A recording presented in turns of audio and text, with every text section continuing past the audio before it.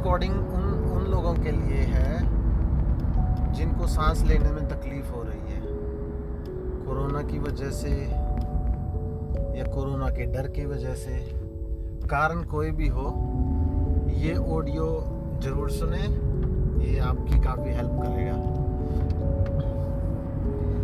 Now पहली बात कि कोरोना नहीं मार रहा, कोरोना का डर, जैसे कि सांप का डर होता है। आदमी जब सांप काटता है तो आदमी सांप के डर से मरता है, क्योंकि सिर्फ 3% सांप ऐसे हैं जो वाकई में जहरीले हैं,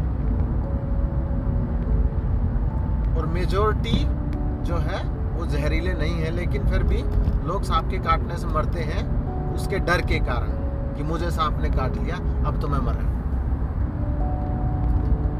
तो पहला काम तो आप ये करें कि सारा मीडिया जो भी है, पूरा जो जंजाल जो फैला हुआ है, जो स्प्रेड कर रहा है कि मतलब इतने मर गए, इतने नहीं मरे, ये हो गया, वो हो गया, वो आपको, आपके माइंड को सिर्फ कमज़ोर कर रहा है और कुछ नहीं।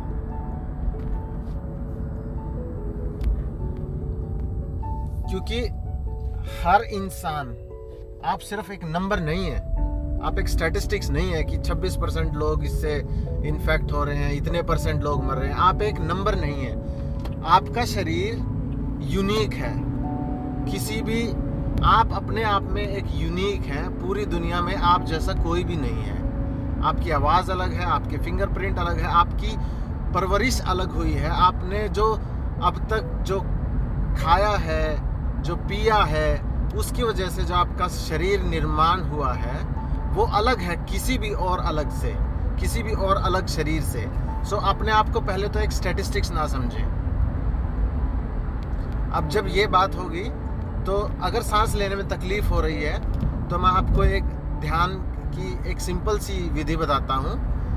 और ध्यान क्या है, ध्यान जिसने भी अगर किया है मेडिटेशन तो उसको पता होगा कि ध्यान करते करते एक ऐसी स्टेज आती है जब सांस बिल्कुल बहुत कम हो जाता है। ध्यान की अवस्था है ऐसी कि, और वो कब होता है, जब आप धीरे धीरे अपने शरीर को ढीला छोड़ते जाएं, शरीर को स्थिर होने दें, रिलैक्स करें। पैनिक से आपकी सांस बढ़ेगी। जब आप डर में होते हैं, आपकी सांस, आपकी दिल की धड़कन सब कुछ बढ़ जाता है। लेकिन जैसे जैसे आप रिलैक्स करते हैं, आपकी सांस की गति कम होती चली जाती है, आपकी रिक्वायरमेंट ऑक्सीजन की कम होती चली जाती है। जब तक कि ऑक्सीजन अवेलेबल ना हो, जब तक कोई बेड अवेलेबल ना हो हॉस्पिटल में, तब तक आप इसका प्रयोग कर सकते हैं। नाउ अब आप पूछेंगे कि यहाँ मैं मरने की हालत में हूँ और तुम बोल रहे हो रिलैक्स मैं करूँ कैसे? अब रिलैक्स करने के लिए मैं आपको एक बहुत ही सरल तरीका बताता हूँ कि हम पैनिक हो क्यों रहे हैं, क्योंकि हम डर में हैं कि हाय मर ना जाएं। अब वो डर जायज़ है नहीं है उसकी बात नहीं कर रहा मैं। अब अगर हम उसको नज़रिए को अगर बदल दें कि ठीक है यार, इतना जीवन मैंने जी लिया, मैं धन्यवाद हूँ उस परमात्मा का, उस आत्मा का जिसने इतना जीवन मेरे को दिया, और स्वीकार करें कि ये शरीर आज नहीं तो 5 साल, 10 साल, 15 साल, 20 साल बाद छूटना ही है, तो उसमें कोई कुछ कर ही नहीं सकता। तो ये शरीर तो छूटेगा। और हम आत्मा परमात्मा की बहुत बातें करते हैं, हमने गीता कंठस्थ की है, लेकिन वो सिर्फ रटी रटाई बातें हैं, उसको हमने अपने जीवन में उतारा नहीं। और इससे ये एक मौका ऐसा है कि आप उसको जीवन में उतार सकते हैं। ठीक है, तो उसको स्वीकार करें कि ये जीवन तो देखो जाना है, ये शरीर तो छूटना है एक दिन। तो अगर छूट भी जाए तो क्या, दुनिया ख़त्म तो नहीं हो जाएगी, दुनिया चलती रहेगी। थोड़े दिन मेरे परिवार वाले, मेरे जो क्लोज हैं, वो मेरे को मिस करेंगे, लेकिन दुनिया चलती रहेगी। और आप भी यही चाहेंगे कि आपका परिवार, आपके सगे संबंधी सब ठीक ठाक रहें आपके जाने के बाद भी। कोई भी ये नहीं चाहेगा कि वो दुखी रहें आपके जाने के बाद।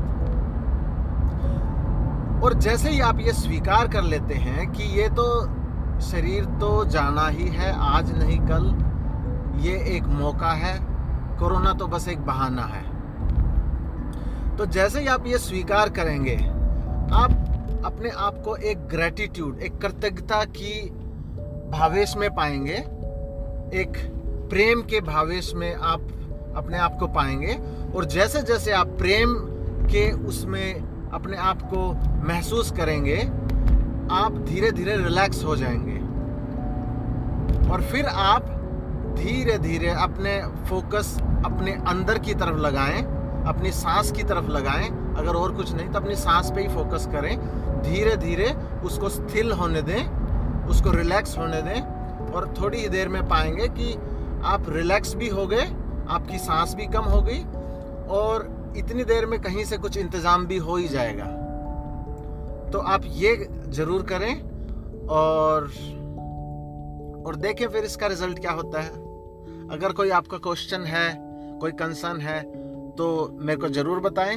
मैं एक सर्टिफाइड पर्सनल ट्रेनर हूं और क्वालिफाइड हिप्नोथेरेपिस्ट भी। मेरा नाम रविन है। और या इसको अपनाएं अपने जीवन में और देखें इसका क्या रिज़ल्ट होता है।